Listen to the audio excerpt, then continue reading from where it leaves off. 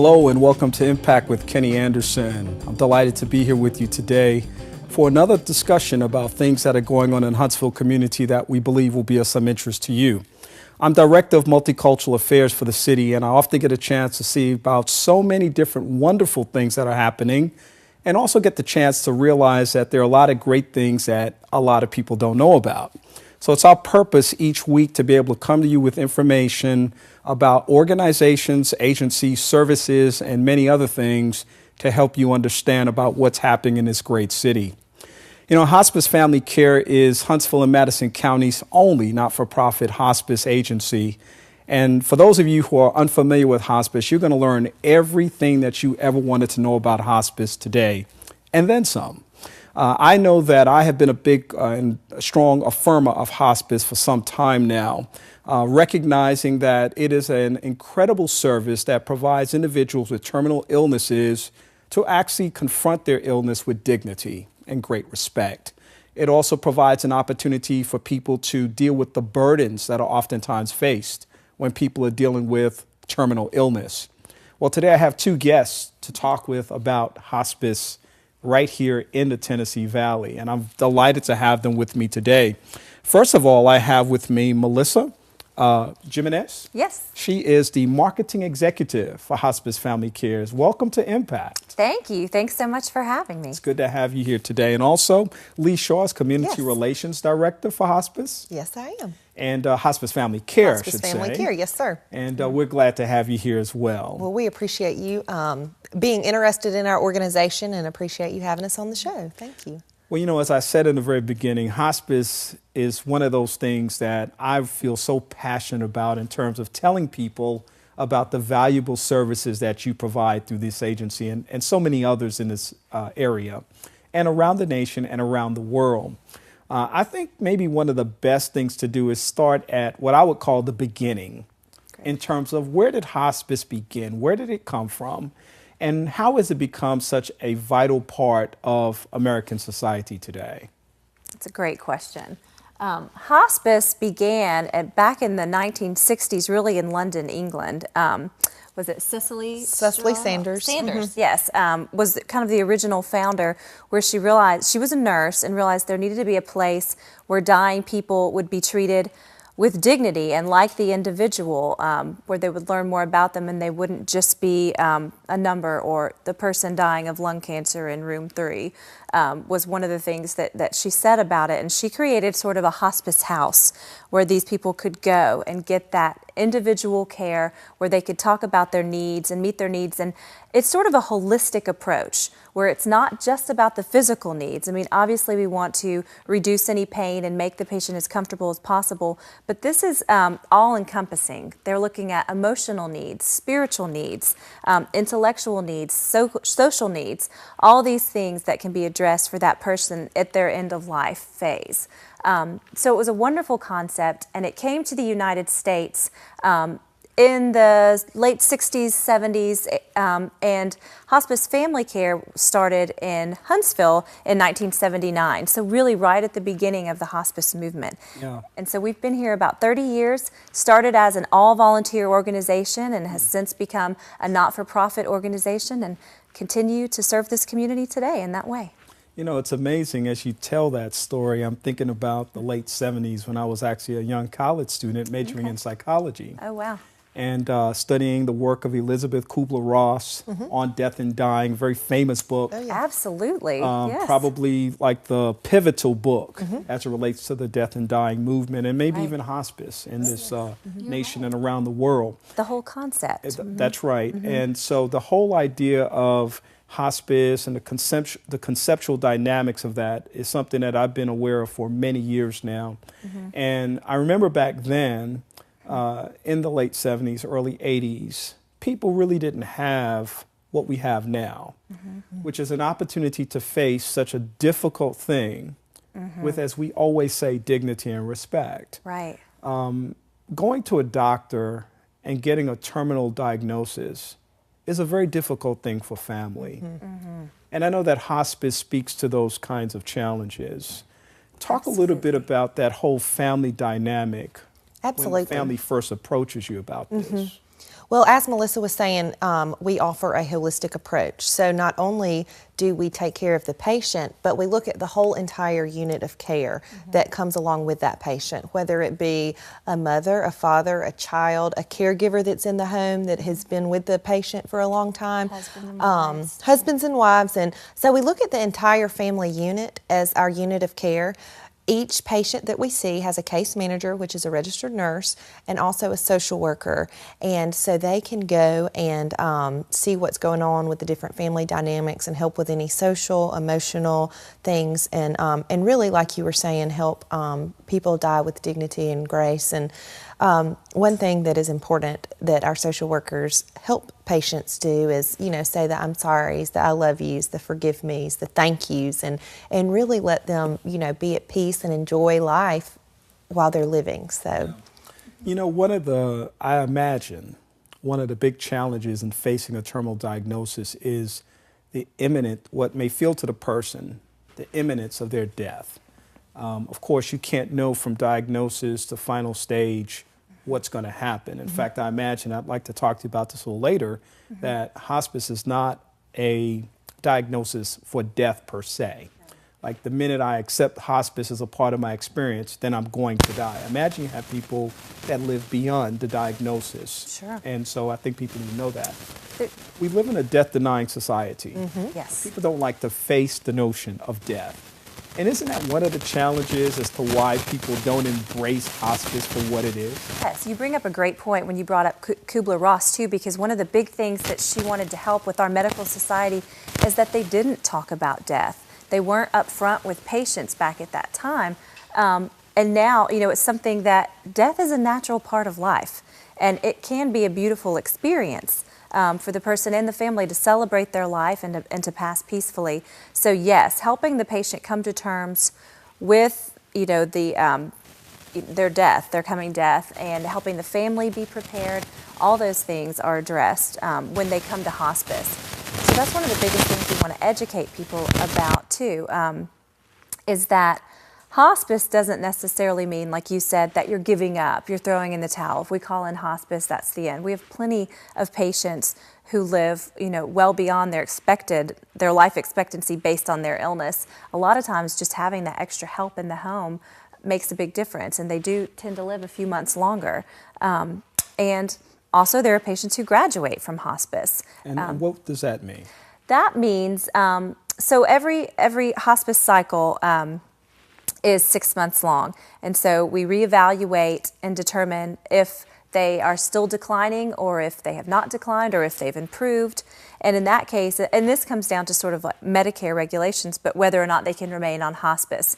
So a failure to decline would be what it's called, which is actually a great thing. It means you got a little better, or it's something to celebrate, and then you can graduate from hospice and maybe come back, down the road if you need to. And like Melissa was saying with the holistic care, sometimes we find that when spiritual issues are addressed, social issues are addressed, and different things like that, that they can grow in those areas and become better, and so they become better overall, and they become, it helps their physical health. It helps their physical health as well. Yes. Yeah, I love the idea that this is a holistic approach because we're not just focusing on one thing. We're whole people when we're alive and healthy, and we're whole people when we're dying. Right. And it's important to focus on all of those different dynamics. And I know that one of the things that hospice does so well is engages the family in the community in which the person who is dealing with the illness lives. So you can actually come into a person's home and actually help the family deal with the transitions that occur as a result of the diagnosis. Right. Talk a little bit about that, because I think that's one of your strongest selling points. I think about when crisis hits, how families oftentimes cave in, they collapse, they're faced with certain burdens and pressures. A diagnosis simply means that there's something that's going to happen perhaps, but it doesn't mean that life stops. People still have jobs. They have to raise children. You have to manage finances. You have to eat. There's so many things that happen. So talk a little bit about the managerial dynamics of hospice and how you assist people with these things. Great. Yes, that is what I was saying earlier about our case managers. They also have a social worker, and their primary goal is to go in there and assess those issues and see what's going on, let them know of different opportunities in the community where they can gather support. And we do all this by going into the patient's home, and you know, we can bring in other support. We also have a chaplain on staff if they request any sort of spiritual needs, and so our chaplain can go in or help assess and bring in any sort of other sort of spiritual support that they need. If there's any sort of thing, they can contract that in and have them come in. And then we also have volunteers that can come in and help if they needed to do like housekeeping, or if they needed someone to come and read a book while you know, mom went to work for an hour or two or ran some errands. And so you know, we can come in and help that transition, like you were saying, and really be a support system. And we're on call 24/7, so day or night, if anyone had an issue at any time, they could call. And so it's really a relief to the families to know that they have that standing behind them and support them. I mean, I would imagine that, and I can't assume this, I'm going to ask this. Sure. But you mentioned a chaplain, and I imagine you have people from different faiths, all the way from different faiths to perhaps even no faith. Sure. And so is the chaplain prepared to deal with the family from an interfaith perspective or a no-faith perspective? Absolutely. Our chaplains are specifically trained. He's non-denominational and trained to address needs in all of those areas. He also has a lot of resources throughout the community with many other faiths. You know, he has contacts in the Muslim church and Buddhist church, the Hindu church, every other kind of faith in our community. He has contacts that he could bring in if necessary, and like you said, there is training where he knows how to talk to people of different faiths and respect different cultures, even non-faith based. And that's great. So whether it's a church, a mosque, a synagogue, whatever it might be that the person would be associated with, or if a person has no faith. Right. That's the other dynamic as well. Right. That could very well be out there. Death has no respect of religion or an absence of religion. So it just visits everyone. Yes. Sure does. And that's one good thing about hospice care that we were saying earlier, is that all of our employees and social workers, RNs, chaplains are trained and are most are CHIP and certified, which is certified in hospice and palliative care. And the good thing about that is that it preaches and teaches to meet the patient where they are, spiritually, physically, emotionally.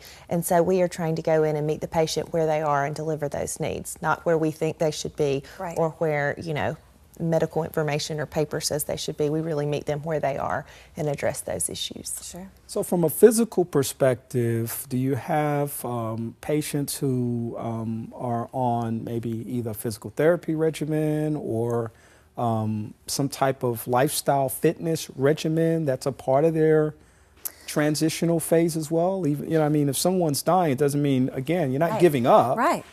You're trying to live, basically, and live in a way that is healthy. Sure. We, because we're not-for-profit, that means all of our monies go back into our services. So we do try to offer different services than other hospices might. We have massage therapists who can come in. We have music therapists who can come in. That sounds like it'd be wonderful. Yes, and actually our music therapist is trained in death and dying, which is a unique thing I wasn't even aware existed, but she does has specific training in types of music to aid in calming and peacefulness and that kind of thing. We even have an aromatherapist who can be used, and there's so many things that can help with comfort and overall well-being in this time. But you're right, the only limitations of being on hospice is that you can't be seeking curative treatments or aggressive treatments, but anything that helps with your comfort levels, which is what is referred to as palliative care, can definitely be done. Because, like you said, hospice may be associated with death, but all our patients are very much alive. And our goal is to make that life as quality as possible with the time they have left. Quality, robust, engaged, dynamic, energetic. These are the words that don't normally fit with a person with a terminal diagnosis, but a lot of it has to do with the mental state of a person. And I'm curious to know, if you have individuals in hospice, are there ever those occasions where you have to have a counselor engaged in the process? I know you talked about the social work, and maybe he or she takes some of that slack, but when you have certain issues related to grief, Yes. and other kinds of emotional stress. That's a part of the dynamics of that home. Is that another service that families can take advantage of? Absolutely. We can definitely bring in a counselor if that's necessary because, like you said, we're coming in a crisis mode. The family a lot of times has just heard this terminal diagnosis, or maybe they've been dealing with something chronic that has increased or gotten more severe. And so, a lot of times there's a lot of dynamics going on, stress, worry, and fear, or maybe, a lot of times the patient themselves is not ready to accept their diagnosis.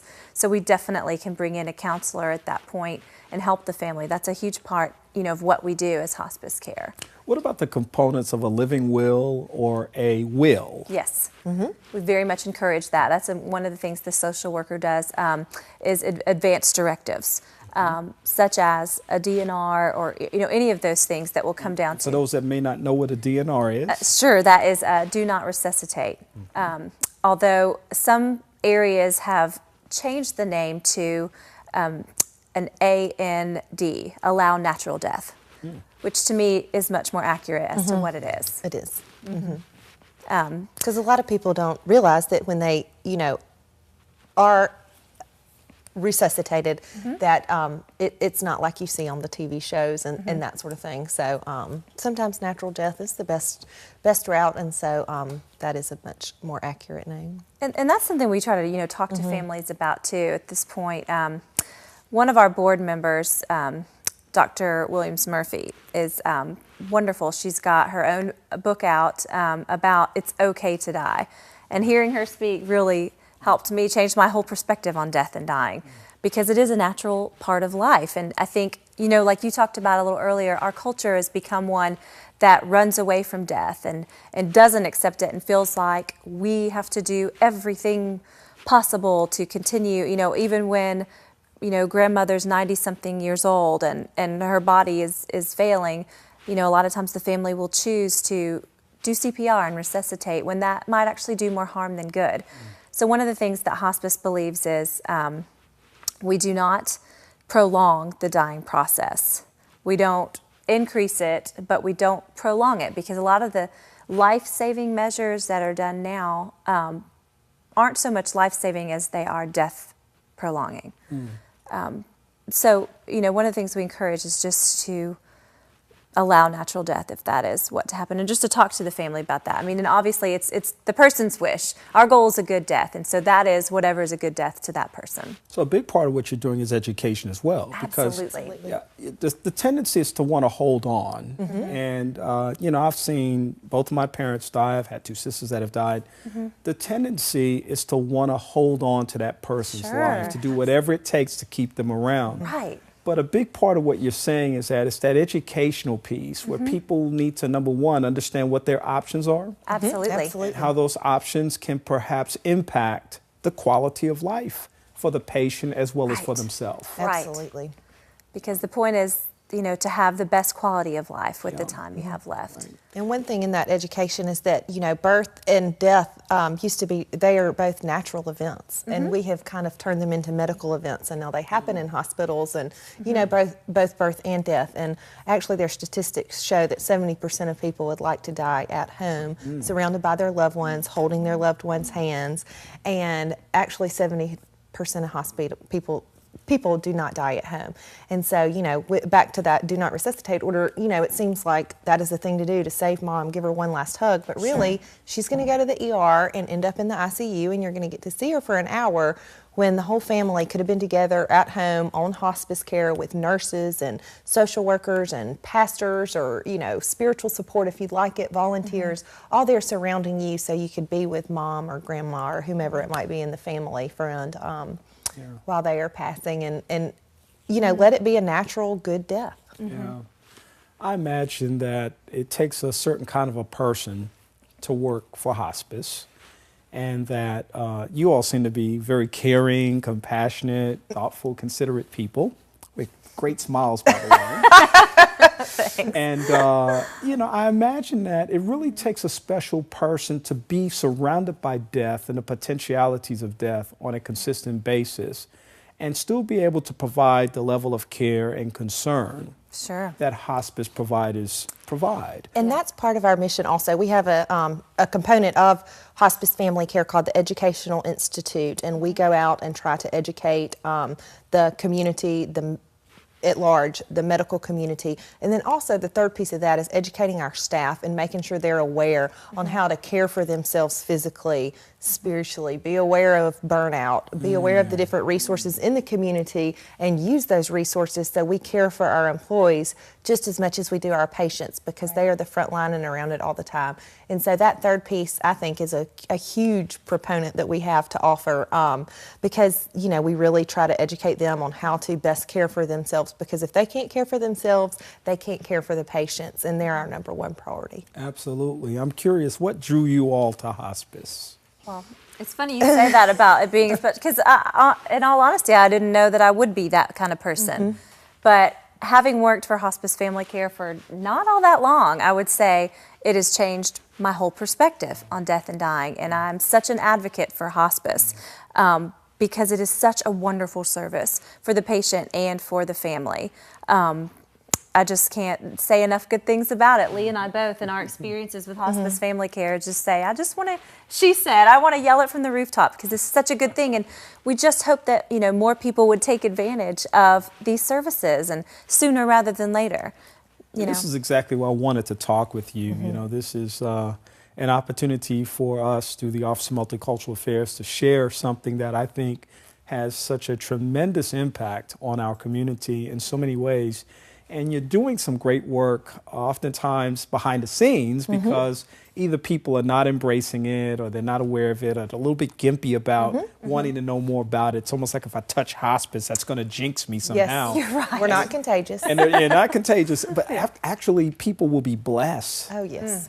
They will be encouraged. They'll be inspired by the work that hospice provides. And I know you have many things that go on in the community in terms of either awareness or support services for children and otherwise. We've got just minutes left in the broadcast, but just share briefly about a couple of those things. Yes, well, one of our favorite programs is the Caring House, and it is a grief bereavement program for children in the community 3 to 18. And one important thing to note about the Caring House is it is not just for hospice patients, children or grandchildren. It's for anyone in the community. It's open to the whole entire community. Right now we're servicing about 100 children, and only 20% or 20 of those are children who were affected by a hospice patient. 80 of the other children are in the community. We also go into Huntsville City Schools and do grief support groups there. And this program that we provide to the community is completely free of charge. It is funded by the community and fundraisers and donations through the United Way and combined federal campaign kickoffs. And so that is how we fund that program and give back to the community. And so, you know, like I was saying earlier, it's open to anybody, not just hospice patients. Well, the month of November is National Hospice Month, Yes, it is. which gives you a great opportunity to do these kinds of community awareness things as well as so many other things.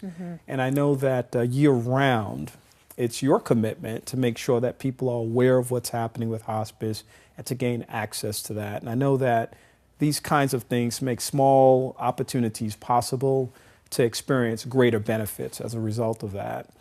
If you were talking to somebody for the very first time about hospice this afternoon and they were kind of curious and maybe had lots of questions, but there was one thing that you could say to that person to help maybe encourage them to seek more information about it, what would you say to them? That's a great question. I think we would probably say that hospice is not just about death. It's about living your life every day until the end. That's our goal, is to make the time you have left as quality as possible. And I would have to piggyback on her. And the first thing that they would need to do is make the call, you know. And I think once they talk to one of our nurses, they would understand how caring and how compassionate they are about what they do. And like we were talking about earlier, we meet you where you are. So you might not be quite ready for hospice, medically speaking, but there's something going on. And so we have social workers, like I was saying earlier, and we stay and follow up with those families and, you know, just see what's going on. And then when they are ready, we can bring them into the hospice program. Well, I like what you both said, especially the idea of information seeking. You're never going to get to second base if you keep your foot on first. Sure. You know, you got to be able to move past the point of fear and Right. anxiety and ignorance in many cases, unfortunately, where you've got such a great program and a great opportunity to actually experience help at a point when you really need help. And again, as I started out by saying, the diagnosis of death because of some terminal experience is not a very comforting thing. And then you already have the pressure of that and the impending doom that a lot of people feel at that moment, and all of the other things that come as a result of that, the fear of loss and insecurity and a loss of direction and companionship and all of these different things. But in the midst of that storm, there's hospice. Absolutely. Yes. And hospice is like this little light that shines in the midst of that darkness that directs people towards something that can really provide some help for them. It sure is. You reminded me of a quote from a video about hospice that said a hospice nurse was saying they considered themselves sort of a midwife for the soul to help move from this life into the next. And I loved that because I think that's wonderful. That is wonderful. And one important thing to mention also that we didn't earlier when we were talking about the programs is that we offer bereavement. So not only do we care for the patient until their time of death, we also care for that family or that unit of care for 13 months after the death to make sure that they're doing all right, get them acquainted with how to live again without this person, how to do the holidays again, how to, you know, redo traditions. And so that is an important piece of hospice. Is that it's about the whole entire unit of care, and we follow that family for 13 months after the death, make sure they're grieving properly. Yeah, that's a wonderful benefit right there. Oh, yes. That so many people can take advantage of. And because the grieving process is so profound at times, I share with people oftentimes that it's not what time does as it relates to dealing with grief, it's what you do during that time. Absolutely. It's not just the passage of time, it's the actions you take in the process of facing that thing that make the difference. And so when we remember that, we have a great opportunity to move beyond the point of numbness, paralysis, and failure. Tell people where they can get more information about hospice family cares. Phone number, website? Yes, we have both. Yes. You can call our office at any time at 256-650-1212. And then we also have a website, and it is www.hospicefamilycare.org. And again, we are a not-for-profit hospice, so we function on support from the community. And a great idea, if you're looking for gift ideas over the holidays or anytime during the year, is to make a donation in honor of a friend or an organization, and you can send them that gift that lets them know and a donation's been made in their name to Hospice Family Care to help provide comfort and peace to a patient. Ladies, you've been wonderful today. Thank you so much, Lee Shaw, Melissa Gimenez. Thank you for being here with us today. Thank you so much for having us. We appreciate it. All right. We want to thank you for being a part of our broadcast today. Each week, Impact seeks to provide you with information about things that are happening in the Huntsville community on behalf of the Office of Multicultural Affairs, where I have the privilege of serving as director of that office. Join us again on next week for another edition of Impact with Kenny Anderson. Thank you for being here.